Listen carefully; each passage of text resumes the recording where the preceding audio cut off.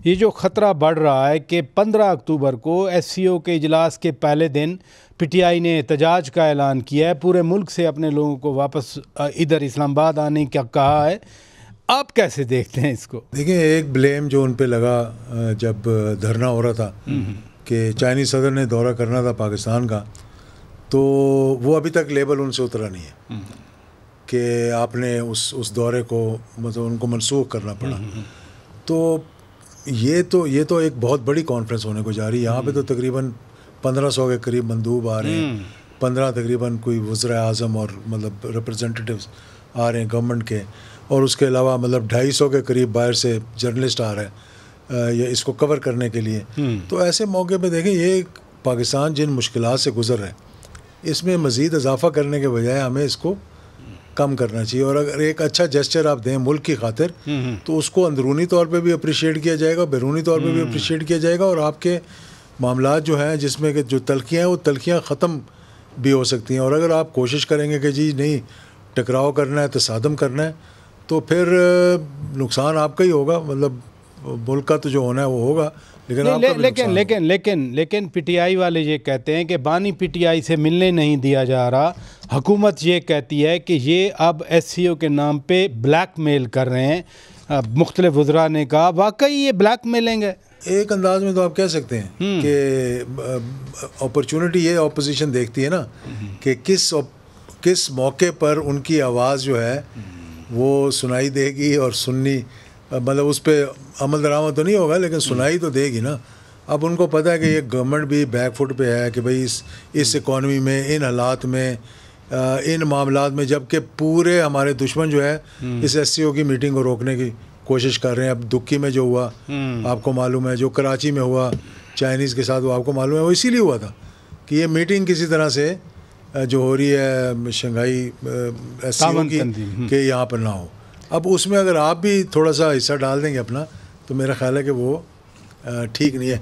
मैं ये तजवीज़ दूंगा, मतलब मेरी हमदर्दियाँ भी चाहे अंडरडॉग्स के साथ हैं, और मतलब मैं कहूँगा कि उनके साथ भी हमदर्दी है कि भाई उनके साथ ज़्यादती भी नहीं होनी चाहिए, कि मैं उन्हें कहूँगा कि ये अगर इस कॉल को वो वापस ले लें तो मेरा ख्याल है कि एक अच्छा माहौल पैदा हो सकता है। आप भी कमेटी में मौजूद थे। JUI और पीपल्स पार्टी इत्तफाक राय की कोशिश कर रहे हैं। आज भी सेनेटर कामरान मुर्तज़ा साहब पीपल्स पार्टी जरदारी हाउस में गए, उनसे मुलाकात की। तो अब इस इत्तफाक राय हो जाने में क्या रुकावट बाकी है? रुकावटें तो इतनी नहीं है। जो होने जा रहा है अमूमन जो लोग हैं उसको समझ रहे हैं कि ये सही होने जा रहा है। माहौल एक इस किस्म का है कि पार्लियामान के हमले के बाद जो कमेटी बनी उसी ने इसको टेक ओवर कर लिया। तो शक व शुबहात हैं और कुछ भी नहीं है, और गलत फहमी है। कुछ लोग समझ, मैं ये नहीं समझता कि ये पर्सन स्पेसिफिक है। कुछ लोग समझ रहे हैं ये पर्सन स्पेसिफिक है। वो कहते हैं इसको 26 को कर लें, 27 को कर लें, ठीक है ना आपको। तो मुझे लगता है कि ये पर्सन स्पेसिफिक नहीं है। मेरा नहीं ख्याल कि एक शख्स के लिए ये सारा मामला किया जा रहा है, क्योंकि उससे बेहतर लोग भी आ सकते हैं जो कि मतलब आगे मामलात को चलाएंगे।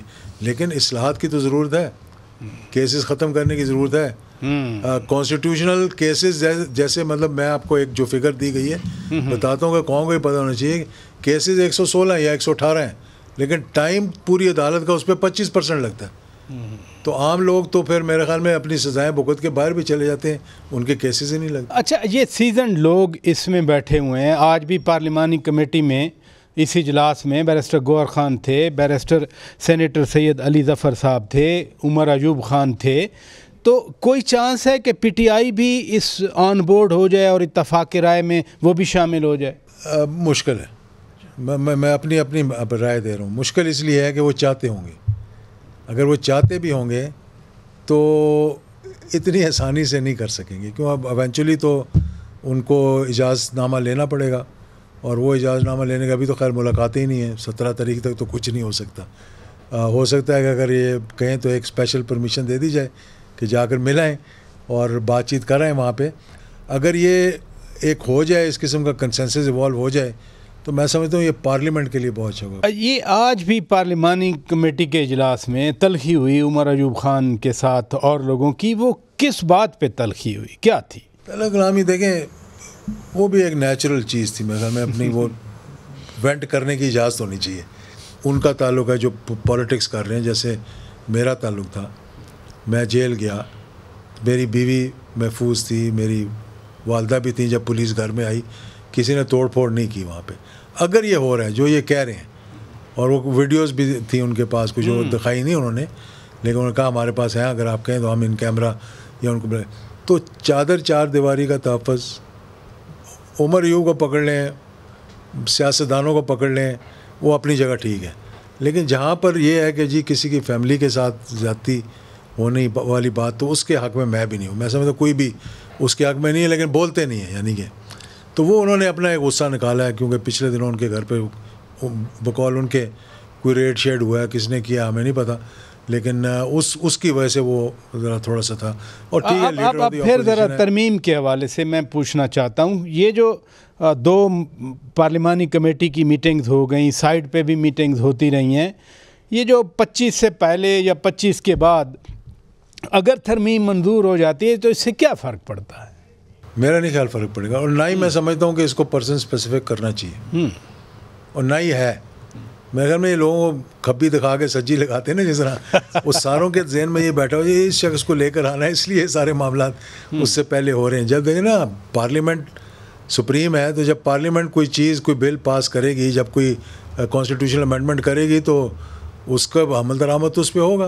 वैसे ये फरमाइए, जब ये पार्लिमानी कमेटी का इजलास होता है, इसमें पीटीआई के लोग भी डिस्कशन में हिस्सा लेते हैं? बहुत डिटेल्स में, मतलब बाकियों से ज़्यादा डिटेल्स वो देते हैं। अच्छा, तो उनको पता है कि भाई इंडिया में कब कब क्या क्या अमेंडमेंट्स हुई, दुनिया में क्या हुआ, सारे मतलब अपना इनपुट जो है वो सही तरीके से दे रहे हैं, और बाकायदा उनकी जो गुफ्तगू है वो मतलब इस टॉपिक पे होती है। और मैं समझता हूँ कि बड़े मंजे हुए बेहतरीन उनके पास अली ज़फ़र साहब और गौहर साहब जो हैं, मतलब they are one of the top lawyers in the country, और वो अपनी जिस तरह से तजवीज़ पेश करते हैं, अब उनको मैंने तो आज ये भी तजवीज़ दी है प्राइज साहब के बैठ के यार अपने सफदे को ठीक कर लें, पास करना ना करना वो बात की बात है, कम से कम देख तो लेना कि भाई करना क्या है, तीनों को मिलाकर इसमें से क्या चीज़ें जो कॉमन निकाल कर आगे लेकर जा सकते। अच्छी प्रपोजल है, इधर नहीं बैठते, लेकिन पेशावर में जिरगा हो रहा है, वहाँ सब बैठते हैं, वो आप कैसे देखते हैं? वो तो आप ही बेहतर समझते हैं उस इशू को। और मैं समझता हूँ बहुत अच्छी पेशरफ्त है, इस पर बहुत सी चहमगोइयाँ भी हो रही हैं, बहुत सी तनकीद भी हो रही है, लेकिन देखें पीटीआई के मैं ये उनको कहता हूँ कि उनके पास एक सोने की चिड़िया है जो कि खैबर पख्तूनख्वा की हुकूमत है, और इसको अगर वो अच्छी तरह रिफ्लेक्ट करते कि ऐसा आईना होता जिसमें पूरे पाकिस्तान के बाकी सूबे देख के कहते यार कि ये तो बहुत अच्छा साफ़ सुथरा है, तो वो एक मिसाल कायम कर सकते थे, बजाय उस सूबे को एज ए मोर्चा इस्तेमाल करें। 2-3 गलतियाँ मतलब डिस्कशन के लिए में नेशनल असेंबली में से जब थे पार्लियामेंट में इनको नहीं निकलना चाहिए था। पंजाब गवर्नमेंट हमारी यूँ खान साहब के साथ बैठ के मेरी बात हुई, मैंने कहा अगर 1% भी चांस है कि दूसरा का दौर लग जाएगा तो फिर आप समझ लो कि शामत आ गई, और अगर 110% आप श्योर हैं कि आपको इलेक्शन मिल जाएगा, सब कुछ तोड़ दो। वो नहीं हुआ। नहीं, एक मिनट, आपने मशवरा दिया ना तोड़ें, परवेज़ इलाही ने भी कहा था कि मैं भी कहता रहा कि ना तोड़ें, तो फिर पंजाब हुकूमत किसने तोड़वाई? बहुत से ऐसे लोग होते हैं बीच में जो कि करते हैं, शाम को जाकर वो उसी हुकूमत के जो चीफ मिनिस्टर थे उनसे अपने काम करवा रहे होते थे, सुबह आके कहते थे बड़ा मुनाफिक है तो इन्हें नहीं तोड़नी मेरे सामने कहा कि उन्होंने, वो कह नहीं ये चक्कर दे रहा हमें, ये नहीं तोड़ेगा, ये असेंबली नहीं तोड़ेगा। और मैंने वहाँ बैठ कर कहा था खान साहब को कि उस वक्त पीडीएम ये लोग बैठे हुए थे कि अगर इनका दाव लग गया तो फिर मैंने कहा सबकी शामत आ जाएगी, और वही हुआ, उनका दाव लग गया, और दाव भी कोई 3 महीने वाला नहीं लगा, दाव भी बड़ा लंबा चौड़ा लगा उनको। अगर उधर हुकूमत रहती तो ये सारे मसले तो नहीं होने थे फिर उसके बाद। बहुत शुक्रिया जनाब इजाज़ उल हक साहब, आप तशरीफ़ ले आए। नादरीन,